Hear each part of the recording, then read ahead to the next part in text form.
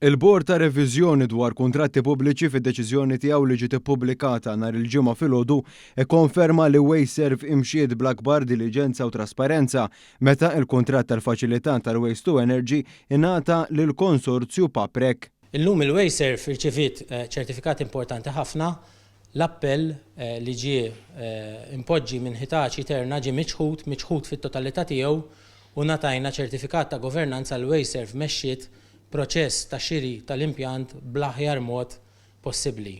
Il-kap eżekuttiv ta' Wayserv Richard Bilokka sostna li dan huwa verdett li juri li Wayserv wettqet proċess eċċezzjonali fejn il-mira prinċipali tagħha b'dan il-proġett kienet li twassal infrastruttura li se tkun qed tmexxi lil pajjiż f'direzzjoni lil hinn mill-miżbliet. Il-Bord ta' Reviżjoni spjega li matul il-proċess tal-akwist Wayserv segwiet l-aħjar prattiċi u nkaġġat esperti fis-settur tal-inġinerija filwaqt li qabdet ditta ta' konsulenza bbażata fir-Renju Unit biex tivverifika l-proċedura kollha tal-akwist mill-ewwel stadju sal-evalwazzjoni tal-offerti sottomessi. Huwa kkalkulat li minħabba dan l-appell intilfu 122 ġurnata fejn iddaħlu 95,500 tunellata ta' skart li spiċċa fil-misbla.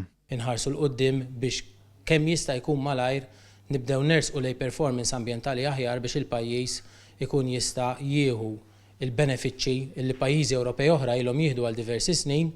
U illum b'din id-deċiżjoni dan l-ostaklu tal-appell ġie mirbuħ, għandna ċertifikat ta' governanza tajba, ċertifikat ta' trasparenza u issa nistgħu nimxu l qudiem.